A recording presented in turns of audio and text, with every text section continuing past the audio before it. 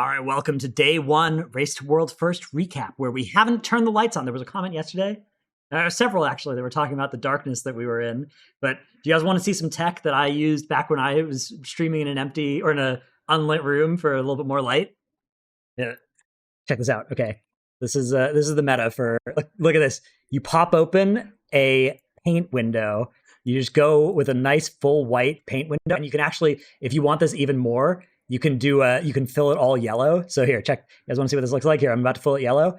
Bang, natural, sunlight on us. So that's the new meta for this. And this is how we're actually getting our vitamin D as well while at the Race to World First, because we are stuck inside this studio for basically 24 hours a day. However, you guys aren't. And so now we have to cover the Race to World First because you guys can't watch for 24 hours a day, but we can. So what's been happening? So splits have been occurring through day one. This is pretty standard. We kind of talked about that yesterday with the absence of a heroic week. We kind of expect splits to last until at least Thursday, maybe even potentially all the way into Friday. Yeah, I think especially for Liquid, there's definitely the chance of that because, well, so for Echo and Method as well, because they start on Wednesday, so it'll probably be Wednesday, Thursday, Friday splits there. But Liquid start on the Tuesday, but they started today at noon. Whereas Echo and Method started at Wednesday at 5 a.m. their local times. Yeah. So it's a little bit of a shorter day one for Liquid because they don't want to compromise their sleep schedules. They ended the day after only rating for 12 hours today. Whereas Echo in the past has done like 18-hour day ones with that 5 a.m. start. So we'll see if they decide to go for that as well. That might lead to them starting, say, halfway through day 3, they start Mythic, whereas Liquid maybe don't start Mythic until day 4. We'll see. Dude, the texture of splits this tier actually is a lot more interesting than I would say in normal. So basically, Liquid started in normal. They were killing the most valuable bosses. One-Armed Bandit and Gallywix are by far the most valuable bosses. It drops Best in Slots. It drops House of Cards for One-Armed Bandit. For Gallywix, he drops the Jasper Diamond. He drops the Eye of Kazan. Mm-hmm. Those are probably the most valuable pieces. All 4 of those pieces, just in general, are the most valuable pieces. So Liquid started. They were just doing a bunch of those splits. And then they started doing Heroic. And Heroic was going okay. Rick Reverb was fine. Even Sprocket Monger was like difficult but fine. One-Armed Bandit Heroic looked potentially splittable with helpers, but the helpers probably need around 645 item level, and they have to be able to contribute a lot, which makes us also kind of look at One-Armed Bandit not getting split until potentially Thursday. There's also this situation that pops up as well where Muggsy and Gallywix, for all of the Race to World First contenders, probably doesn't get done with helpers at all. It's probably just all alt characters of Race to World First mains, and then a couple of the mains that are in the group, kind of similar to what we saw from Ansurek last year. Yeah, we saw a lot of just only main Ansurek. The question as well is will Muggsy be possible? Muggsy also doesn't have that sick loot, so maybe it's doable with helpers, but not worth the time. Because that's always the thing, right? Like Max was saying, we had him on the interview at the end of the day, and he was saying, we think we could do, in a good group, One-Armed Bandit today, we could have done, but it would have taken, 5 or 10 pulls. And we think once the helpers have more item levels, which even starting tomorrow, helpers are going to have had a day of M+, right? Obviously not the ones that were busy helping all day today, but any that were just doing M+ all of Tuesday can then be 645, like you said, tomorrow, and help be even more powerful, right? Apparently Instant Dollars took around 20 pulls to kill Muggsy for the first time. Yeah, so ID is, I think, the only guild that has made it to 7 out of 8 Heroic. Several guilds killed Vexy Mythic as well, but nobody as of yet has killed Gallywix Heroic, which is unsurprising. Oftentimes we don't see the end boss on Heroic down until Thursday.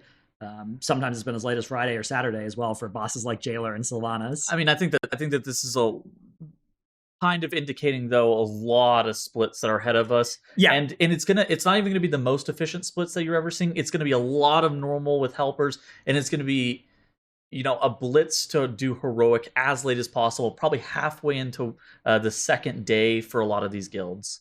Yeah, I do think Wednesday Heroics are going to make sense for Liquid. I think there will be a lot of Heroic action. I mean, there was already some today as well. Yeah, so let's actually talk about some of the gear. Obviously, the very rare items are probably the most valuable pieces of gear. I think, like I said earlier, Best in Slots and the Jasper Diamond. What are the other items that you're kind of looking for? So you have the 2 other very rares, the Test Pilot's Go Pack, which has a little sprint on it, and Capo's Molten Knuckles, which is a fist weapon, so it's all your usual fist weapon suspects, plus Prot Warriors, because it's also got strength on it. Prot Warriors can use this thing too, yeah. Is it good for Prot Warrior? I don't know. Probably. Okay.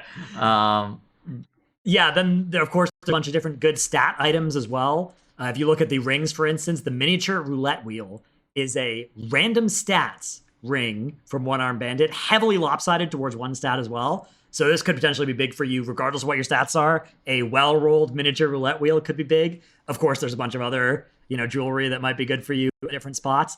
The last two bosses also drop weapons that are these Gallywix limited editions. So if you mouse over any of these last two bosses, they have this equip. Your attacks have a very high chance to contaminate your target with up to 25 stacks of this shadow dot that lasts until they die. I think there's also a shield that Yeah, has Titan the of same Industry thing. has this as well. So it's the weapons and offhands from the last two bosses. We'll have those. And then there's a bunch of trinkets. Like you mentioned, House of Cards and Eye of Kazan. Good for pretty much everybody. House of Cards, especially if you're mastery, but even if not, these two trinkets are just over budget. There's a bunch of other good trinkets that are a lot more conditional as well, right? That like Muggs' Moxie Jug, for instance, is something that a lot of dot specs like because they recently hotfixed it to proc off of dots properly. It's going to be kind of interesting because I think a lot of the melee actually want trinkets from Mythic Plus, where pretty much every int wearer in any capacity is just eyeballing all the trinkets in the raid. All the trinkets in the raid look pretty decent, or there are good trinkets from. You can get a Priory trinket and be pretty happy with that thing, and it's very farmable as well. Yeah, so that's nice. It's a very small loot table and a very quick dungeon. I think a lot of melee DPS were eyeballing the Priory trinket. Also, yeah, Priory trinkets. Priory is going to be a high demand dungeon. Don't reroll that key. Wow. Run that key. Wow. Run that key if you can. It's that last boss. Nasty. That entire dungeon is completely tough. In addition to that, we were actually able to get a first glimpse at Gallywix and kind of look at some of the mechanics. I think that this fight looked a little bit different than what was expected in the dungeon journal, but I don't think it was too crazy. I think that after you saw what the mechanics were, everything just kind of made sense. This fight looks like it's going to be absolutely nuts, though. Yeah, this is normal difficulty that we're looking at here. So remember, this has 2 jumps of difficulty before we see Mythic, and already on normal, it was they were wiping to this boss on normal. So it not often, but there were there was a wipe or 2 on this boss on normal. So. Yeah, looking forward to this fight a lot. There is a lot of speculation about this having a secret phase on Mythic as well. There's a lot that's missing out of the speculation comes from a couple of areas. I think that there's some data mining of some unattached abilities. Yeah. So anytime you data mine unattached abilities that are getting tuning changes from one build to another, you're thinking secret phase, and that's what's been happening apparently this tier. Yeah, and in addition to that as well, the dungeon journal, particularly for Mythic, it's like omitting phases, but not only is it just omitting phases and it just has the phase 3 of Gallywix in it, it really, the boss just doesn't make sense. It doesn't seem like a complete fight with what's in the dungeon journal right now. Yeah. There's a lot missing if it's just the phase 3, and I think that that's the major reason that people are starting to speculate. It might be secret phase. At the same time, it might just be a boss that a bunch of the mechanics are hidden. It doesn't necessarily. I mean, secret phase just mean different mechanics. Yeah, exactly. It might not be like it might not be one of those like secret phase that goes to a different room or has like an Illidan spawn, something like that, right? Like it might just be a new Mythic phase that doesn't.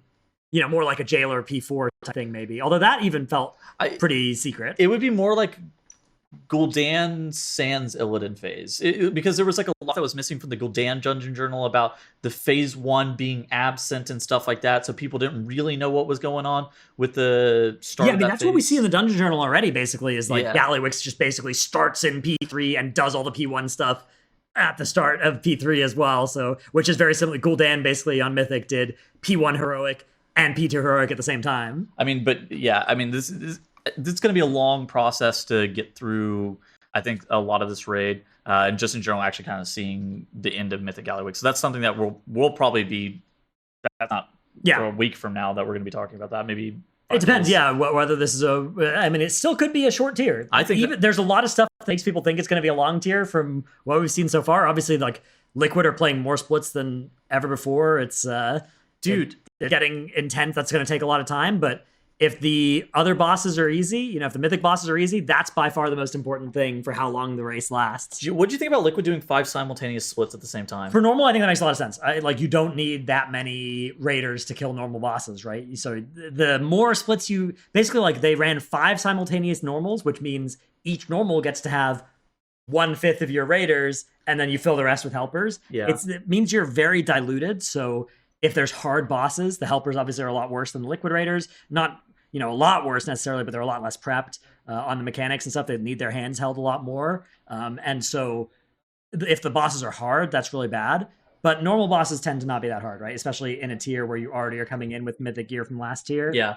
So I think that makes sense. They were only running 2 simultaneous heroics as well. So there have been some tiers where people have gotten up to 3 or 4, barreled heroics, which, depending on how much everybody ramps up in power over the next day or two, maybe that would be possible. But I think that would probably be a next week thing. Is like, if we get to next week, maybe we'll have a 3-barrel heroic on next Tuesday. I'm thinking people are going to be able to get to probably 662 to 664 item level in these Race to World First guilds. Yeah. That's pretty high up in the hero track. That's like almost cap of the hero track. I think that is pretty likely. Yeah, I think we're going to see. I mean, also everybody gets a spark that they can use you can either use it with a free enchanted runed crest from killing Gallywix, from the Kill Gallywix quest, or you can craft with an enchanted gilded crest, using 60 of your 90 gilded crests for the week, which that's a high percentage of those resources. So it's a little bit awkward. I think intuitively a lot of people are probably going to end up crafting with the enchanted heroic crest. Yeah. But there's also a lot of value of crafting like a main hand with Ascension or something like that. Yeah, with the gilded crest. That's exactly. Somebody in my guild has already sent that because they were like, "Yeah, this is this." I'm doing it. The thing is, you would never.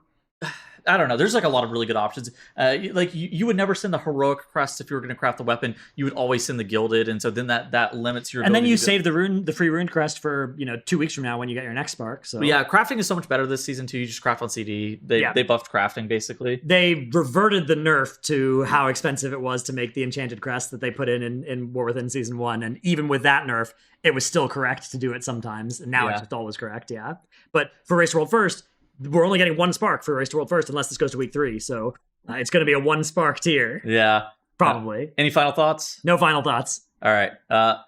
K4BR, D5SR, JKRHQ, T9CJ, C5X8.